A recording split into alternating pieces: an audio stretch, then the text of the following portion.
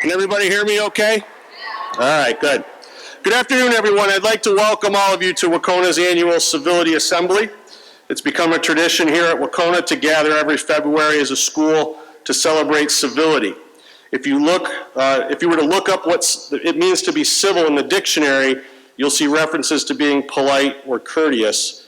But our true aim today, and every time we gather like this, is to dig a little deeper into the meaning of civility and celebrate what it means to be human and to give one another some grace.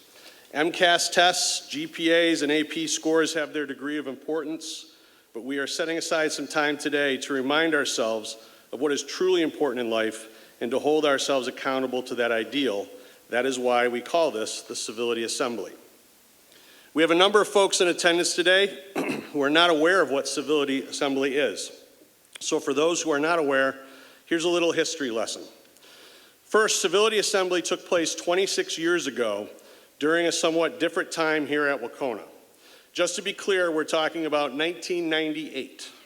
It's about 8 years before our seniors were born, and that was even before some of our newest staff members were born, which is painful to say out loud. In case you're wondering, here's a taste of what 1998 was like. So the most popular movie at the time was Titanic. Most popular TV show was called ER. Members of Generation X know exactly what I'm talking about. The Denver Broncos had just won their second consecutive Super Bowl. The Broncos actually used to win football games. The Lion King was the most popular music on Broadway. The most popular car was the Toyota Camry. The average cost of a gallon of gas was about $1.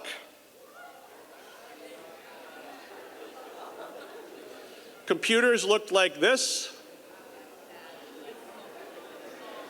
and cell phones looked like that. Now, there wasn't any social media. There wasn't any social media of any kind in 1998. When you logged onto the internet, it actually made this high-pitched screechy sound because we had to use telephone lines to access it. So a lot has changed since then. But at that time, Wahconah had almost 300 more students than it does now. We were experiencing fights in our hallways all too frequently, sometimes as many as one per week. And we couldn't blame it on social media because it didn't exist. Regardless, we as a staff decided to do something about it. So we gathered the whole school together, just like we are today, and we chose to face the problem. And over time, by pulling together and working on simple common acts of civility towards one another, that problem began to dissipate. Since that time, we've gathered annually to tackle many other issues and concerns that have developed over the years. We've explored topics such as substance abuse and mental health, and the way we ought to treat folks with disabilities. And last year's assembly focused on the perseverance it takes to overcome some of the daily obstacles that we face. Last year's assembly did push us to look inward in an effort to spark some self-improvement. You could say we're going to focus on self-improvement this year as well, so that we can in turn improve the lives of those in our community. More specifically, we want to seek self-improvement by thinking about how our actions and our words might impact others around us and in our school. And be cognizant of that in spite of our differences, no matter what race we may be, what gender we may have, or what political affiliation we might subscribe to. When I think about what we've been trying to do all these years through the Civility Assembly, I think about the work of this remarkable woman, Loretta Ross. Miss Ross had a prolific career working to end hate and promote acceptance across all parts of society. Having learned about her in recent years, I've come to marvel at the work she's accomplished in her life.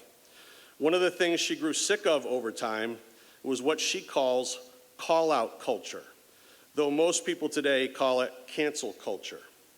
No matter what you call it, she said that the act of calling people out was proving to be far too ineffective in her eyes.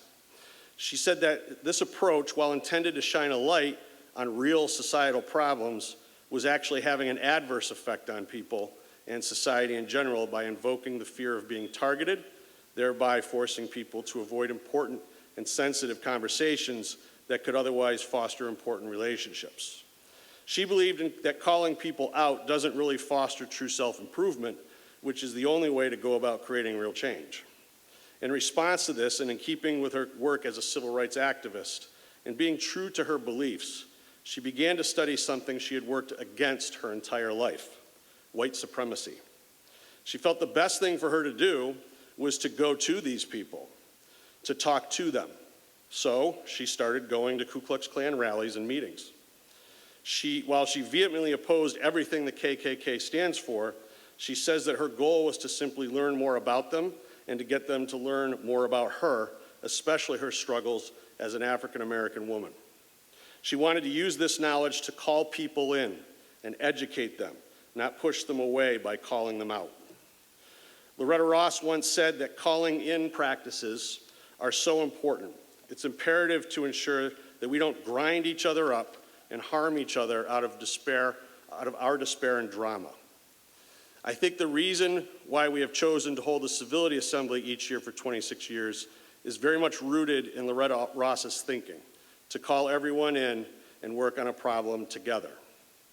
So why exactly are we here today?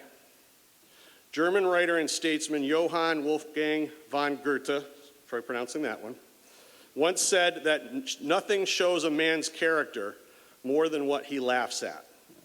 Just think about that for a moment. Nothing shows a man's character more than what he laughs at. He was also once quoted as saying, "There's nothing worse than aggressive stupidity," but I think we might have to hold on to that thought for a future Civility Assembly. Now, when it comes to what we laugh at, there's a very thin line between making fun of someone and having fun with someone. Even if it makes other people momentarily happy, laughing at someone else at the expense of any person getting hurt emotionally is clearly wrong.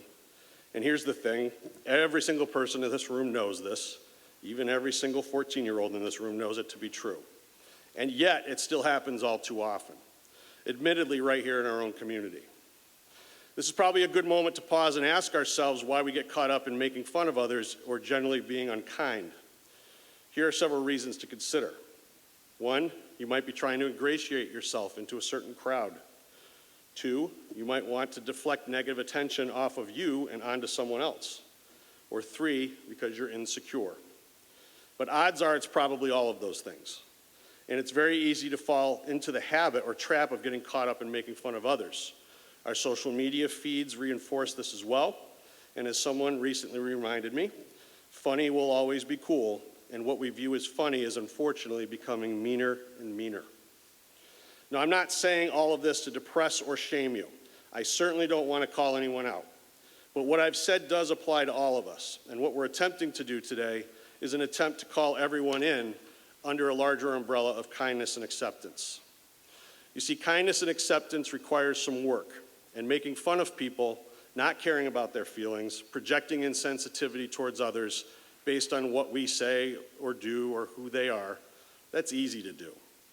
All it requires is a lack of caring, and if we're being honest, lack of caring is rooted in laziness.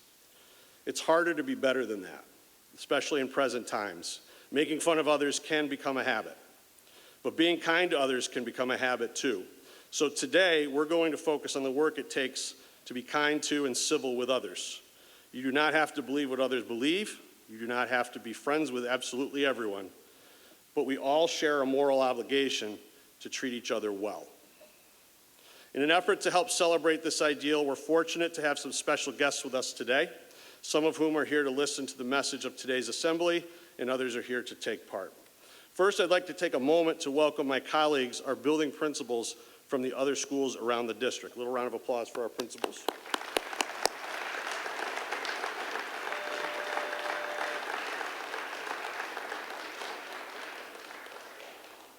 We have members of our school committee with us here today, as well as members of our district's Diversity, Equity, Inclusion, and Belonging Committee, so I'd like to welcome them as well.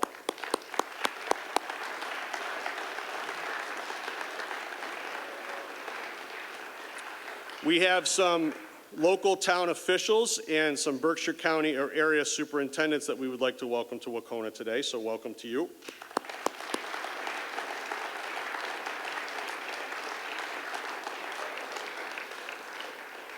Many thanks to the staff of our beloved Dalton CRA for being here today.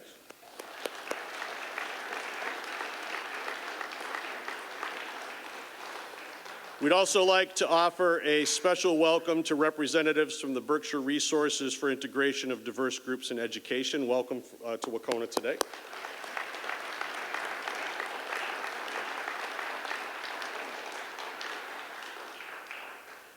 I'd like to welcome Casey Cunningham, who's the Assistant Director of Communications for the Massachusetts Secretary of Education.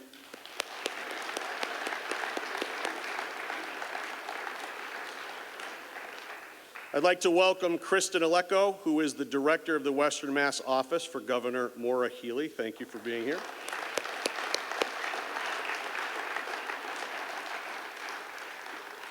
And we're especially proud to have the state of Massachusetts' top education official, Secretary of Education, Dr. Patrick Tutweiler, with us here today as well.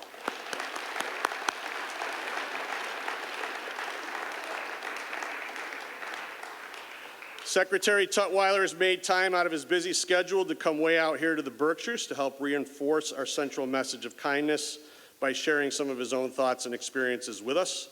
You'll be hearing more from him a little bit later on. Overall, our hope for today is that we could shift our perspective and pause just for a moment to think about the impact of our words and actions on others. So at this time, some of your classmates are going to perform a brief skit in an effort to reinforce how our words and actions can impact others. The setting of this skit is a scenario that many of you know all too well. For some of our performers, this is their first time on stage, so I certainly hope you give them the support that they deserve. At this time, I'd like to invite our narrator for the skit, Mr. Patton, to come to the podium.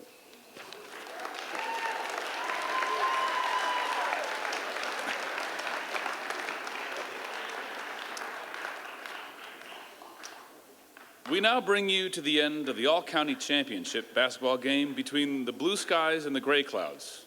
Walter, playing for the Blue Skies, has been playing basketball all his life. This is his senior year and final game of his high school career. Even though he's the highest scoring member of his team and an outstanding player, he's nervous about the championship game because he knows several college scouts will be in attendance, and he's already received a few offers to attend college on a scholarship. In addition, his family is in attendance, including his grandmother, who flew up from Florida to see the final game.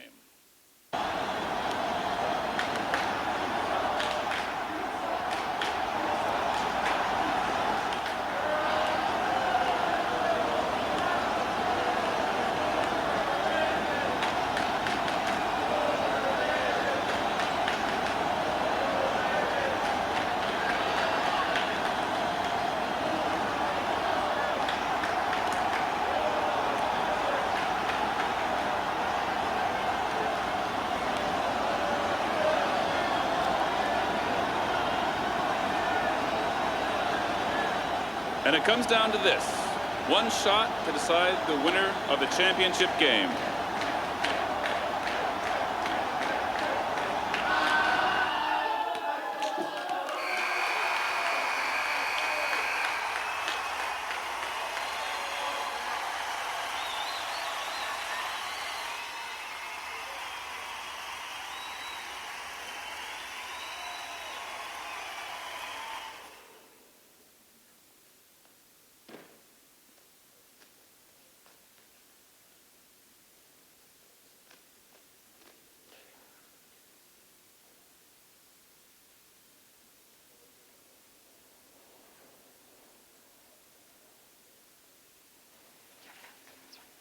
How was the game?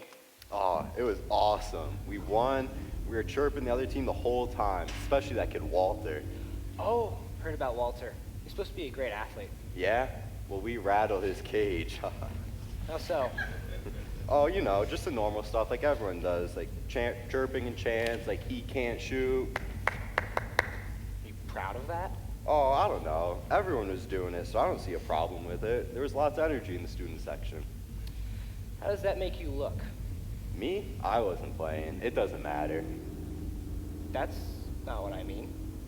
You were there heckling this kid. There were lots of people there who saw you heckling this kid. How does that make you look?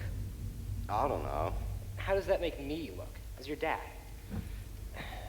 You know the building I work at down across town? We're starting a new contract soon.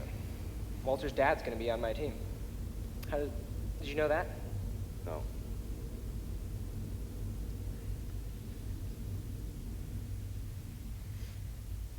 Can't win them all, kiddo. I don't know if I can do this anymore. What? You love basketball. And what about your scholarships? I do love basketball. Is this the way it's gonna be all the time? What? Missing foul shots? Hey, everyone misses. No, not that. It's the you suck stuff. I mean, I can block it out to a degree, but those guys were awful. Why didn't anyone say anything? They even had signs with my face on it. Yeah, I get it. And Grandma was there. She had to watch all that too. And all the scouts from college. Well, I'm sure they see stuff like that all the time. And your grandmother doesn't hear so well these days, so maybe... That's not the point. I know. I'm sorry you had to go through that. I do love watching you play. Thanks. Hey, we're home.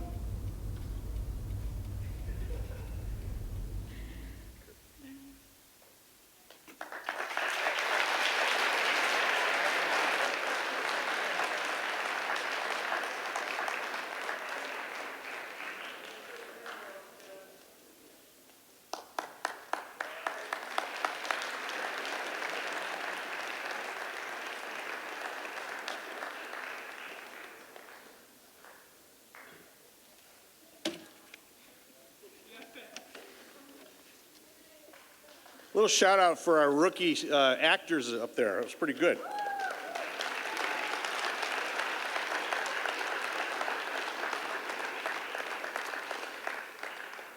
Before we move on with the program, the whole point obviously is to shine a light on something that really is kind of an everyday occurrence in schools across the country, not just here at Wahconah.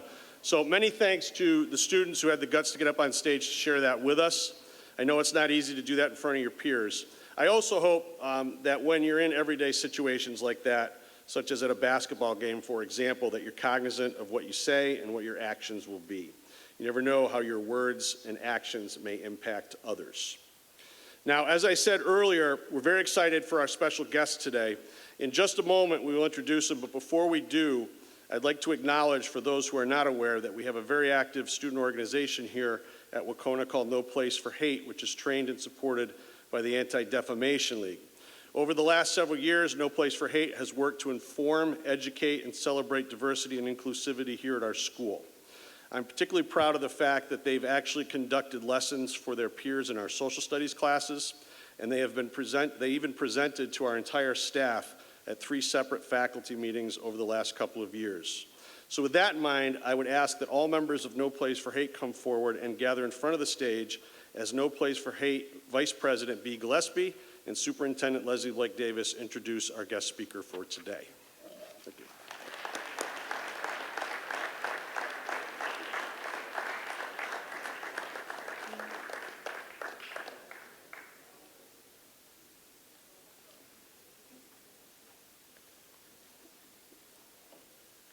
Hello all. My name is B. Gillespie, my pronouns are they, them, and I am a senior here at Wahconah. I represent our school's chapter of No Place for Hate, as well as the entire student body.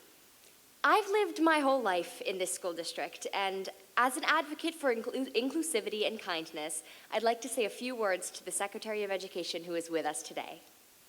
My hopes and dreams for our school community is that through student advocacy in No Place for Hate, we will continue to strive for an inclusive and safe environment. I am passionate about our school and the attitude of our students towards personal identity and belonging. That's why, as Vice President of No Place for Hate, I want to implore every student to listen and act. We have a unique chance here to let our voices be heard at a state level. And I would like to sincerely thank Dr. Tutweiler for both being here today and listening to our message.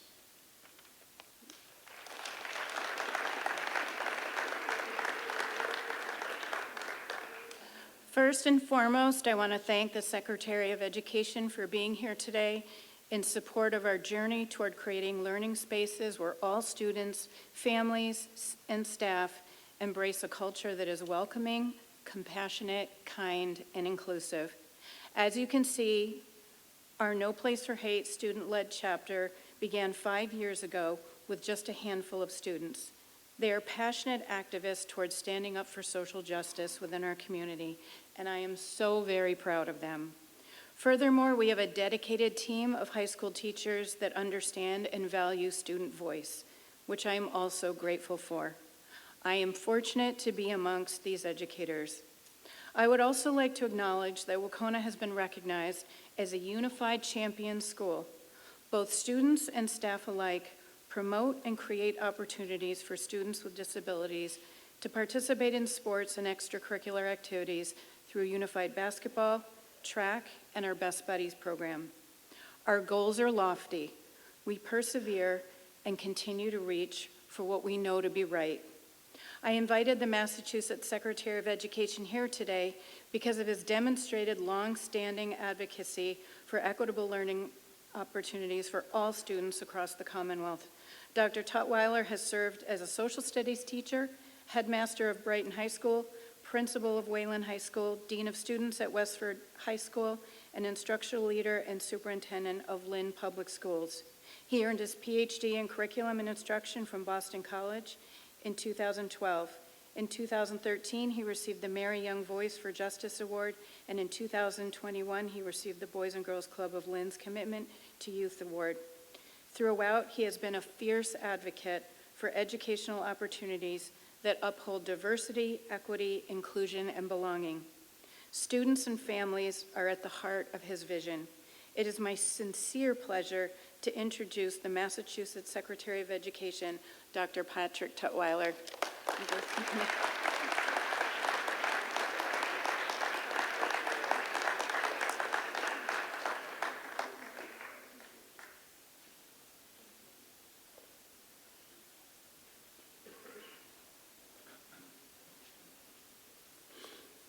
Wow, good afternoon.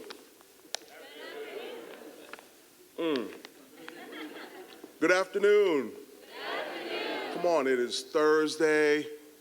It's the day before Friday. You have vacation next week. As Trayvon told me, dismissal is but about 40 minutes away. Good afternoon. Good afternoon. And most importantly, we are here in this incredible space, really uplifting and, in fact, safeguarding a core value of this community. And I am so honored to be here, to be a part of it in community with you. Thank you so much to Principal Rob and to Superintendent Blake Davis for the invitation. And thank you for that lovely introduction. Again, my name is Pat Tutweiler. I'm very intentional about saying my name again whenever I have the opportunity to deliver remarks, to dispel any rumors or misunderstandings that somehow Shaquille O'Neal is here delivering remarks to you. No, it's me, Pat Tutweiler. I often tell the story of last spring when I was at Worcester Tech, walking through the hallway, and a student came up to me and said, "Excuse me, sir." I said, "Yes, young man." He said, "Can I have your autograph?" And I said, "Wow, this secretary thing is really, I'm somebody. Of course you can." Now, when he saw the name, he was like, "Aren't you Shaquille O'Neal?" I'm like, "No, I'm not Shaquille O'Neal. I am your Secretary of Education." He was disappointed. So again, it's an honor to be here with you. I want to share with you that I was informed that I had about 30 minutes to share with you this afternoon. 30 minutes. You all okay with that? Okay, because I used to be a teacher, high school principal. 30 minutes, people start to slump into the chair. I am not going to go on for 30 minutes. And I also have a formula for speech making, something I call my 3B formula. That is be good, be brief, and be seated. So I will be brief, and I will be seated. The good part, you all will have to be the judge of that. Why are we here this afternoon? Principal Rob asked this question earlier. As I understand it, this assembly, the Civility Assembly, is part of a nearly 30-year tradition Since its inception, each year this school community convenes, collaborates, discusses, and recommits to a set of core values, namely resilience, integrity, self-direction, and empathy. All of this in service of creating a school community where every student feels seen, heard, and valued. I appreciate so many elements of this effort, I really do. But I do need to point out the need to consistently and intentionally continue the work toward those important ends. The work to create a community where every student feels a sense of belonging is never finished. This is work that must be continuously tended to, nurtured, talked about, closely monitored, and reflected upon. And equally, it's everyone's work. Why are we here this afternoon? As I understand it, this is a convening to highlight what this school community is all about, what it believes, and what the school community values: resilience, integrity, self-direction, and empathy. Yes, but if I may be so bold, there is another reason. We are here this afternoon to make a renewed commitment to the work. Friends, the work is not done. We find ourselves living in a very interesting time right now, one wherein there are many forces that work against the very values that this community is attempting to live. The work is everyone's responsibility, and the work is not done. Dr. Martin Luther King, we all know him, reminds us that all labor that lifts up humanity has dignity and importance and should be undertaken with painstaking excellence. Education plays a very important role in uplifting humanity, doesn't it? I'm sure that my educator colleagues would agree with that. I know and appreciate fully the importance of my work as an educator, and I approach it with that understanding. I take it seriously. This is my life's work. And frankly, it's in the blood. I come from a long lineage of teachers. My mother and older brother are educators, plus I have two younger sisters who are police officers in Chicago. We've decided to uplift humanity through our respective vocations. But that's us. What about you? Can I take a quick moment to address my beloved students in the auditorium this afternoon, my young scholars? I understand and respect the fact that you were born into a world that was and continues to be imperfect. It's not your fault. Nonetheless, don't let the responsibility to be part of the solution escape you.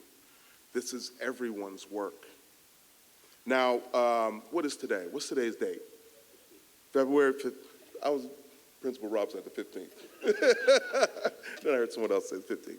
15th, yes. And you celebrated Valentine's Day yesterday, maybe had something sweet to eat, some chocolate or something. But it is also Black History Month, is it not? Is it not? Okay. The 15th day of Black History Month today. And a pretty notable characteristic of Black history is storytelling. A lot of what I know about my family's history I learned through story. So I thought what I would do this afternoon is share a very short one that underscores the point that I'm making here this afternoon.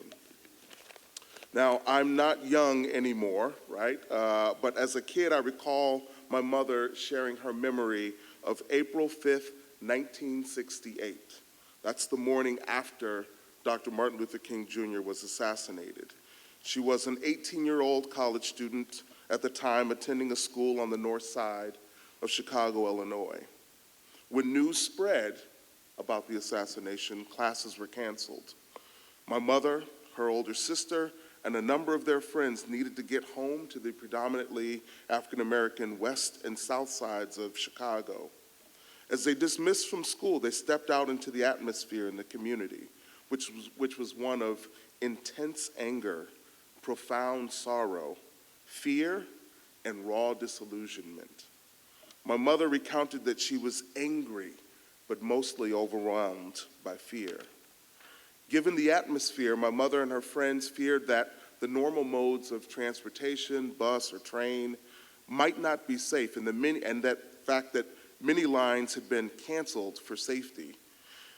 As they stood outside, desperate to get home, to grieve, to be safe, but with few options, a young man stepped up and offered to drive them home.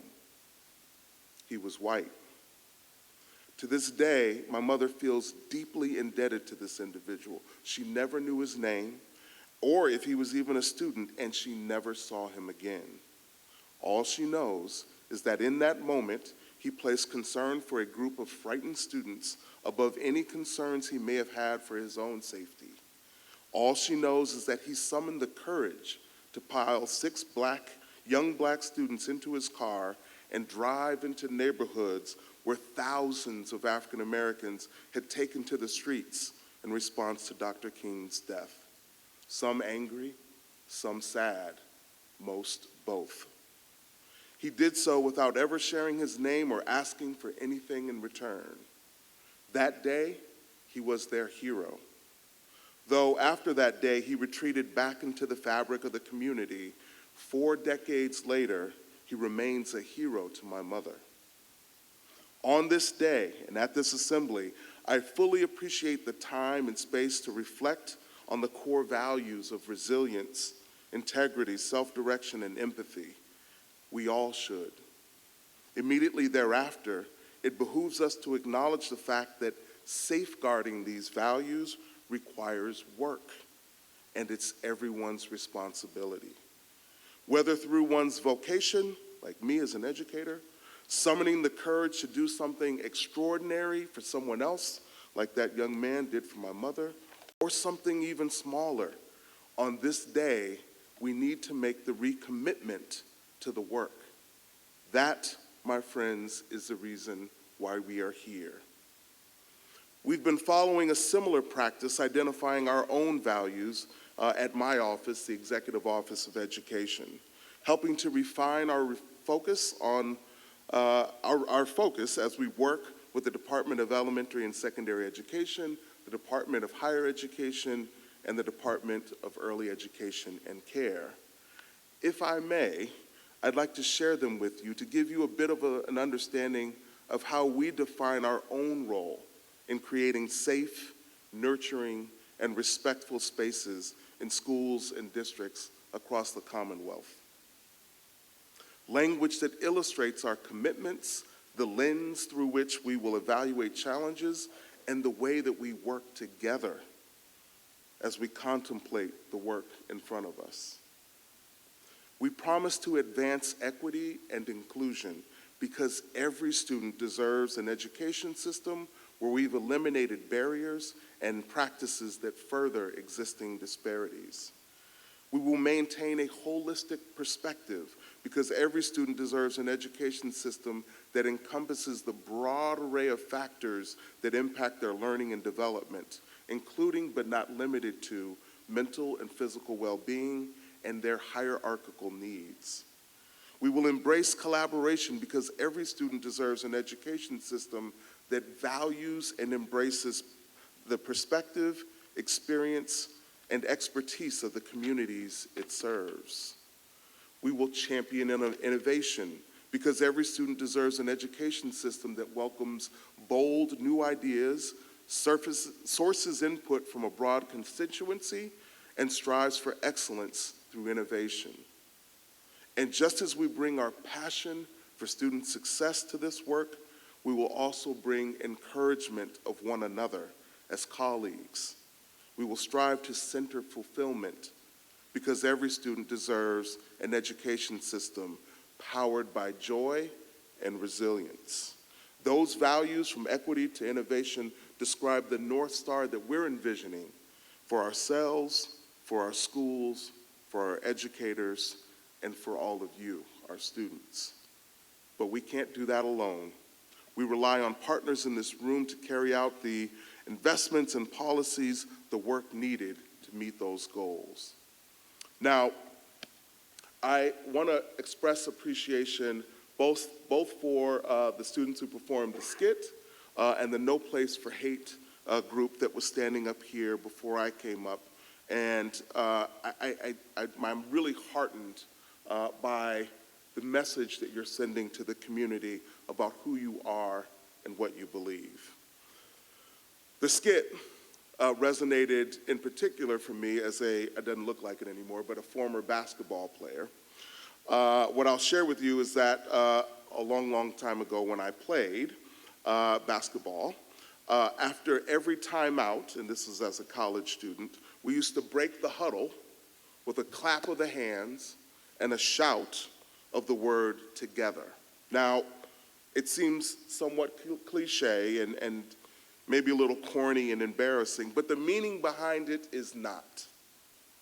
We said that together because it was only through togetherness that we would achieve something. It was only through individual contributions to a collective mission that we would be successful. When I think about the meaning behind what you're here to celebrate and then lean into today, and the reason why we're gathered here, my friends, the sentiment, the need for togetherness is profound. On this day and in this, what I would define as a celebration, the collective pledge to safeguard civility in general and the core values of resilience, integrity, self-direction, and empathy in particular, perhaps we should proceed in the same way we made collective commitments on my college basketball team some time ago. Are you with me? Are you with me? Okay. We'll see. On the count of three, let's all shout out together. 1, 2, 3. Together. All right. Thank you so much for having me here this afternoon.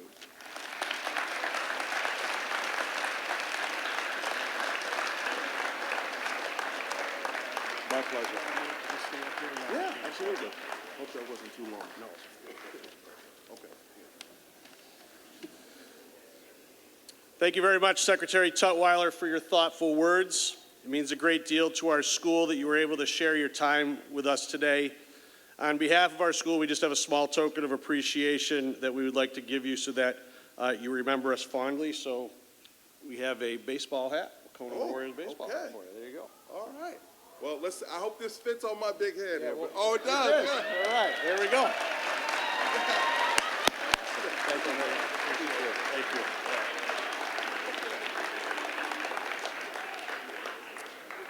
To close out today's assembly, our Wahconah Modern Band has a musical selection they're going to play for us.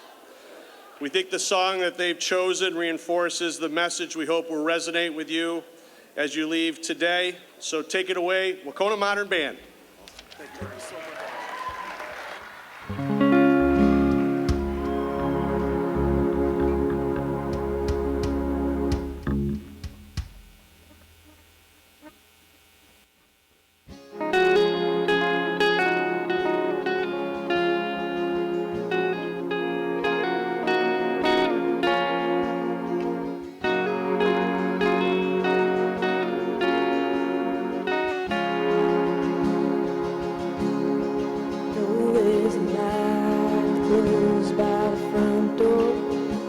Don't forget the keys under your bed. When childhood stars shine, always stay humble and kind. Go to church 'cause your mama says to. Visit grandpa every chance that you can. Won't be a waste of time. Always stay humble and kind. Hold the door, say please, say thank you. Don't steal, don't cheat, don't lie. You know you got mountains to climb. Always stay humble and kind. When those dreams you're dreaming come to you, when the work you put in is real.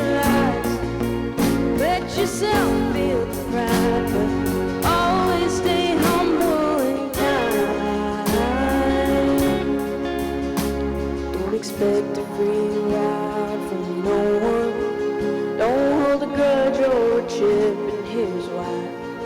Bitterness keeps you from flying. Always stay humble and kind.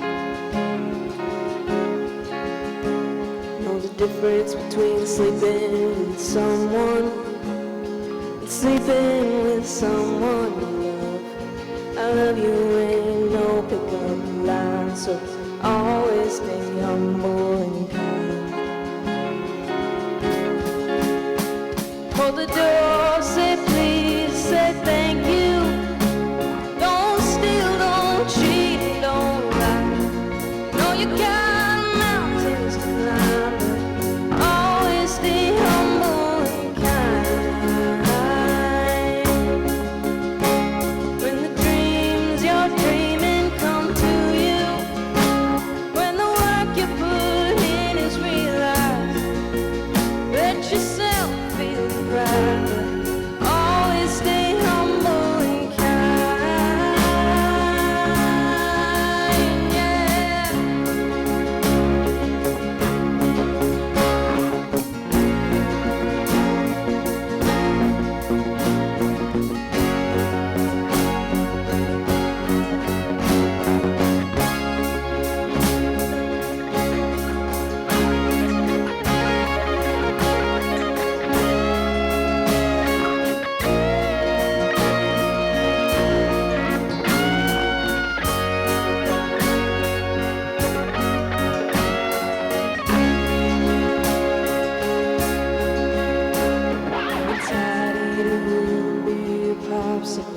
Turn off the AC and roll the windows down. Let that summer sun shine.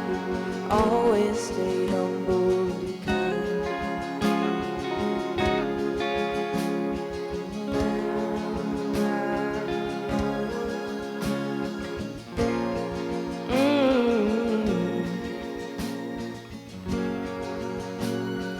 Always stay humble and kind. Hold the door, say please, say thank you. Don't steal, don't cheat, don't lie. I know you got mountains to climb, but always stay humble and kind. When the dreams you're dreaming come true, when the work you put in is realized, let yourself feel the pride, but always stay humble and kind.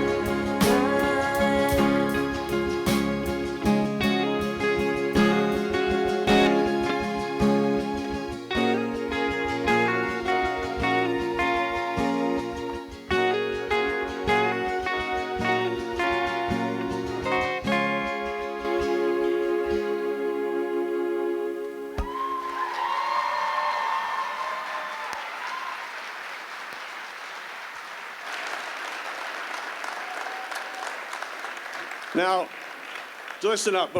Don't move anywhere. Just stay where you are. Sometimes when you make plans for things, they don't go exactly as you expected. So the person that was supposed to sing that song today got sick. So Holland was asked this morning to sing that song. So how about a little round of applause for Holland Slade?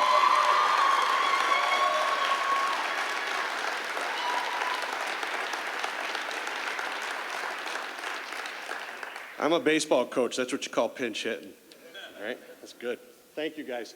Thank you to our modern band for that performance. Many thanks to our invited guests for being in attendance this afternoon. I want to take a moment to thank all of you for your attention during today's assembly, and I certainly hope that something that was said today resonated with you. Before we bring this assembly to a close, we want to give you a heads up about how we're going to dismiss the auditorium. When we dismiss you by your grade, you're going to go back to your fifth period classroom and you're simply going to stay there until dismissal, okay? Once again, you're going to go back to fifth period and stay there until dismissal. So at this time, we'd ask all of our seniors and juniors, you can exit either side. Seniors and juniors, you can head back to your classrooms.